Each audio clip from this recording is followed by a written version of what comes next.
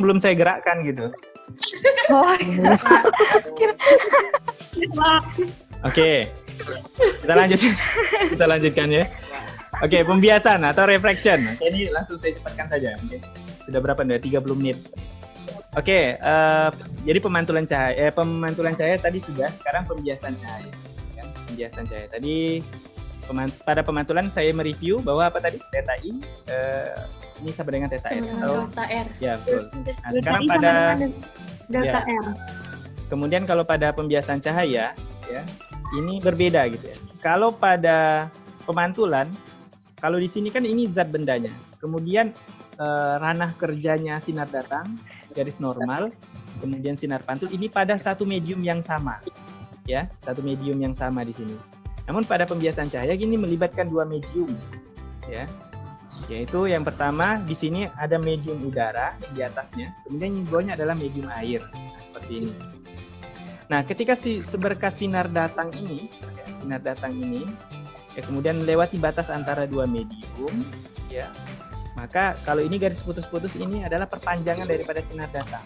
Namun apa yang terjadi? Apakah sinarnya langsung merambat lurus gitu? Sementara kita ketahui bahwa udara dengan air itu kerapatannya berbeda. Ya kan, udara tentu lebih renggang, kemudian air tentu lebih rapat gitu ya. Nah, apakah jalannya sinar datang dari udara ini kemudian melewati batas antara dua medium, kemudian dilanjutkan dia ke air, apakah dia perjalanannya tetap lurus seperti ini? Nah, ternyata kalau berdasarkan pembuktian hukum Snellius, ternyata tidak gitu. Kenapa? Karena contoh begini ya, kalau ada sebuah partikel atau sebuah, katakanlah cahaya ini misalnya merambat gitu ya, dengan kerapatan medium yang renggang, tentu dia lebih cepat, ya kan? Kalau seandainya dia melewati air ini kan padat ya, agak rapat gitu. Maka kecepatan cahaya itu tuh lebih melambat gitu ya. Sehingga di sini dikatakan kecepatan di medium 1 itu pastinya lebih besar daripada medium 2. Ya, lebih cepat daripada medium kedua. Nah, sekarang bagaimana proses sinarnya cahaya? Jadi kalau di sini dianalogikan kalau seberkas sinar datang gitu ya. Kemudian ada dua medium di sini. Ya, kemudian medium yang pertama ini dia dapat merapat dengan lurus gitu. Kemudian yang kedua, medium yang kedua ini tentu dia banyak partikel gitu ya. Jadi cahaya masuk ke dalam medium kedua ini dia berinteraksi dulu nih dengan partikel-partikel sehingga dia gerakannya berbelok sana, berbelok sini. Tentu dia jalannya lebih lambat gitu ya. Waktunya lebih lambat dan kecepatannya terhambat di sini sehingga kecepatan di medium di 1 yang tanpa penghalang, tanpa partikelnya tidak rapat tentu lebih besar daripada kecepatan di medium 2 yang partikelnya banyak lebih rapat gitu ya. Nah, itu analoginya gitu. Nah, kemudian selanjutnya ya. Nah, apa yang terjadi? Ternyata kalau kita lihat di sini ada garis normal, ternyata sinarnya tidak merambat lurus tapi sinarnya mendekati garis normal gitu ya. Jadi jalannya sinar itu ketika dia kecepatannya tinggi, kemudian dia masuk ke medium yang rapat gitu ya. Kemudian kecepatannya melemah, ternyata dia melemah kecepatannya menjadikan arah gerakan sinar ini atau arah rambatan daripada sinar ini dia tidak lurus, ternyata dia malah berbelok. Dia berbeloknya mendekati garis normal. Nah, pertanyaannya, kenapa kok dia ini berbeloknya itu mendekati garis normal gitu? Nah, ya kan? Kenapa dia kok mendekati garis normal?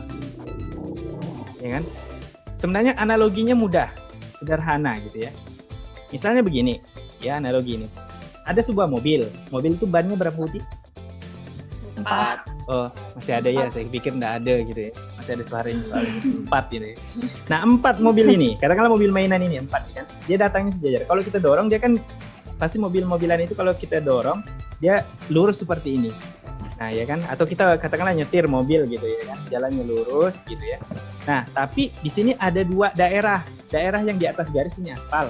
Daerah yang di bawah ini daerah yang berlumpur, ya kan? Berlumpur. Tentu kalau mobil jalan di lumpur kan lebih lambat tuh. Kalau aspal kan laju. Nah, ini analoginya bahwa kalau dia berjalan di aspal tentu kan lebih laju. Nah, sementara kalau dia berjalan di lumpur tentu lebih lambat. Ini menandakan bahwa kecepatan di aspal itu lebih tinggi daripada kecepatan di lumpur. Nah, sama juga di sini tadi nih. Kecepatan cahaya di udara selalu lebih tinggi daripada kecepatan yang di air. Nah, gitu.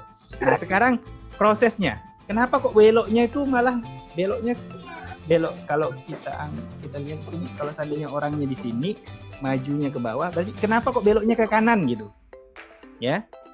Nah, kalau kita lihat ya kan cahaya ini mobil ini kan, nah pada saat cahaya ini mobil ini tepat berada di antara medium aspal dengan lumpur, coba lihat ban yang depan sebelah kanannya ini kan sudah kena lumpur, ya kan? Hanya ada satu ban yang kena lumpur nih. Ban yang kena lumpur ini jadi penahan, jadi lambat dia gerakannya. Sehingga ini kalau seandainya kita lihat mobil, kalau seandainya ban ujung kanannya ditahan, maka tentu beloknya kemana? Beloknya mendekati garis normal atau menjauhi garis normal? Mendekati, Pak. Pasti dia mendekati garis normal, kan gitu ya. Sehingga jalannya kemana? Jalannya dia tentu dia tidak lurus ya. Ya, dia jalannya pasti berbelok. Ya kan, belok mendekati garis normal. Nah, itulah yang menyebabkan kenapa kok sinar datang dari medium udara atau medium renggang ke medium rapat, dia mendekati garis normal. Dibiaskan mendekati garis normal. Nah, ini bersifat reversible. Apa itu reversible? Reversible itu, sekarang ini kan dari mobil ini kan dari atas, kemudian ke bawah, mendekati garis normal. Sekarang mobilnya arahnya kita mundurkan, kita balik gitu ya. Mobilnya kita balik, sekarang dari bawah ke atas, dari medium yang rapat ke medium yang renggang. Tentu sebaliknya, kalau dia dari medium yang renggang ke rapat, dia mendekati garis normal. Tapi kalau dia dari medium yang rapat ke medium renggang, justru malah sebaliknya, dia menjauhi garis normal. Nah, seperti ini. Ya kan dia itu kan dari lumpur nih, kita balik. Jadi lumpurnya tadi di bawah, sekarang lumpurnya berada di atas. Ya. Dia melewati batas antara lumpur dengan aspal ya. Nah, kemudian apa yang terjadi? Tentu dia bukan mendekati garis normal, tentu dia menjauhi garis normal. Nah, itu sederhana sekali ya kalau kita menganalogikan kenapa kok medium itu cahaya itu merambat dari batas antara dua medium, dia mendekati garis normal. Tidak hanya secara gambar. Ini analoginya mobil. Tapi kalau kalian lihat di buku Serwe and Jewett ya, kalau kita lihat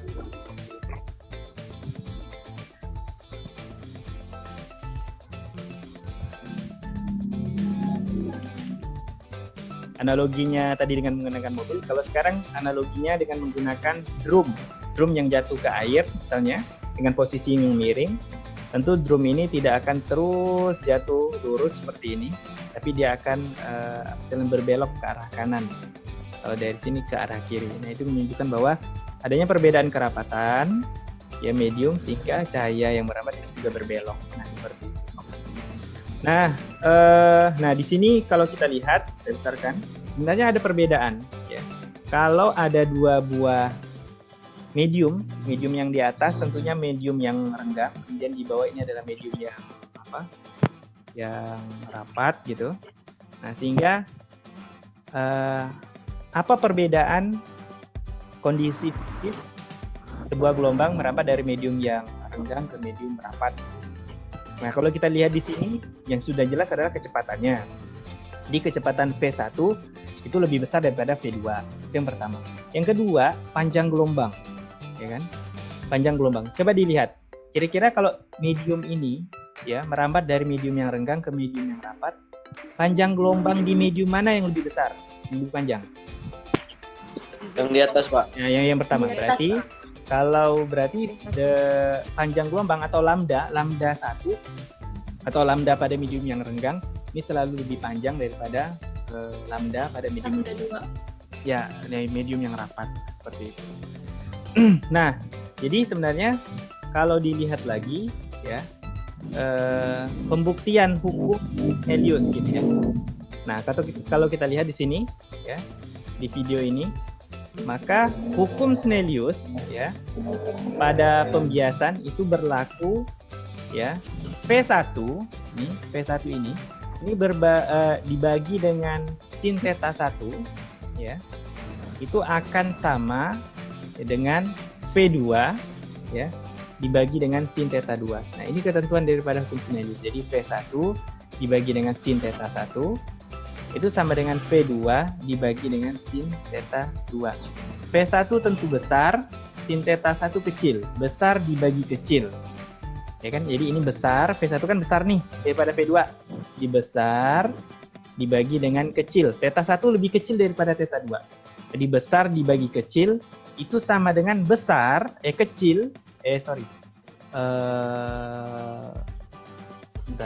Besar dibagi dengan kecil itu sama dengan kecil dibagi dengan besar.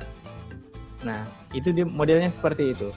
Jadi ini walaupun V1 V2 di sini dia kecil, tapi ketika dibagi dengan sin theta 2 ini besar, kalau sin kan semakin besar, tetanya itu nilainya semakin apa?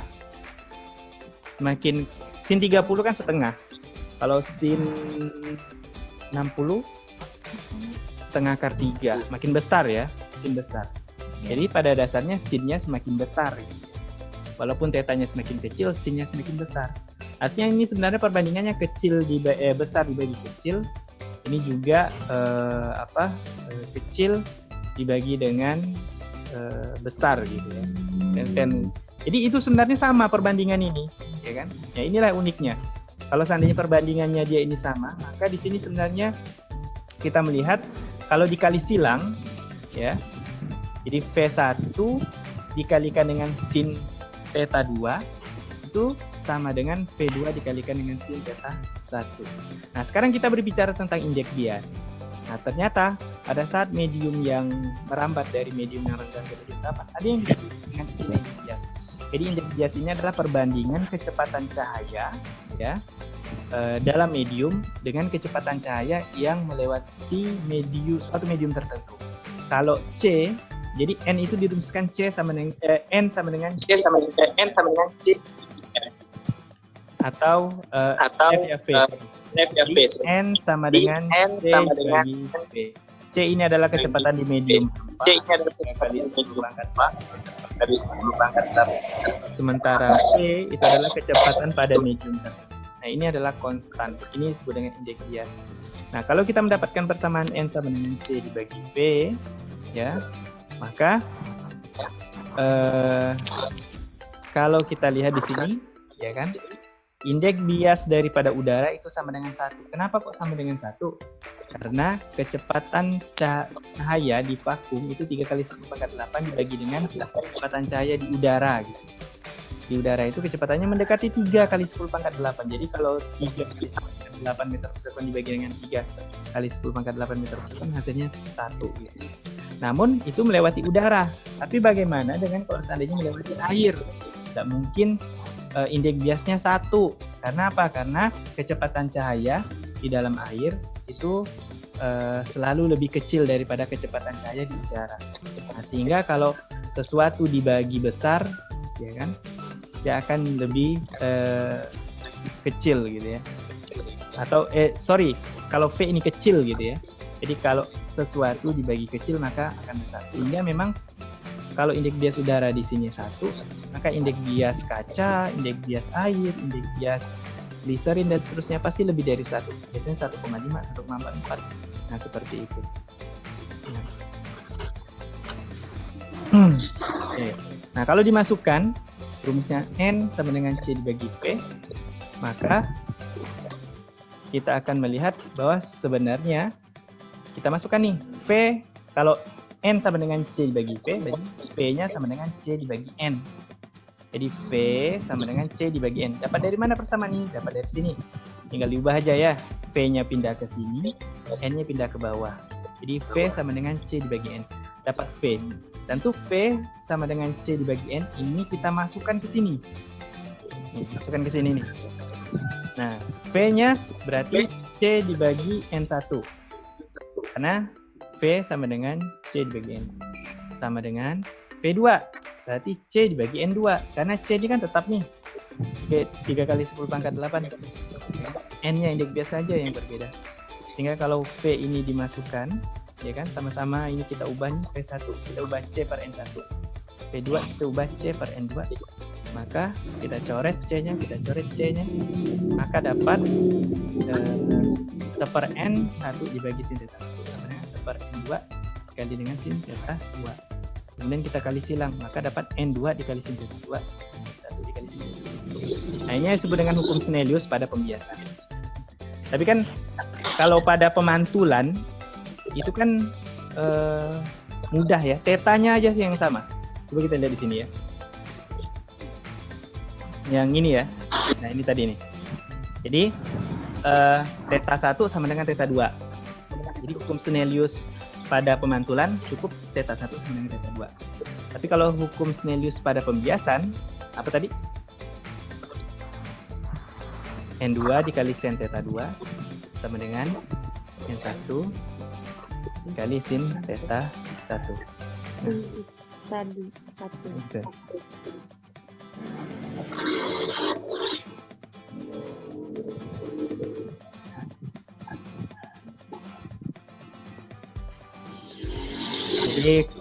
Jadi kalau theta 1 sama dengan theta 2. Nah, ini pada apa? Pada pemantulan. Tapi kalau pada pembiasan N1 kali sin theta 1 sama dengan N2 kali sin theta 2. Nah, 2 ini aja ya. Yang ini yang pertama, kemudian yang ini kedua. Nah, ini persamaan ini digunakan selalu untuk menurunkan persamaan lensa, nanti kita pakai ini. Kemudian kita menurunkan persamaan cermin pakai yang di atas. Kita menurunkan persamaan pada pembiasan bidang lengkung pakai yang di bawah. Pokoknya kalau berbicara tentang pemantulan, selalu yang hukum yang pertama ini yang selalu digunakan. Tapi kalau menurunkan segala jenis materi yang terkait dengan pembiasan, maka persamaan yang kedua ini selalu dipakai gitu. Nah, maka memang induknya apa istilahnya? Pembiasan, hukum induk untuk pembiasan gitu ya, yang selalu digunakan. Itu pun nah, biasanya gitu. Terutama pada bahasan optika geometri ya. Sama kayak hukum Newton. Kalau hukum Newton itu kalau dalam mekanika selalu dipakai di Newton. Tapi kalau pada optika geometri yang selalu dipakai itu Snellius, dasar untuk menurunkan ke berbagai persamaan lainnya. Gitu.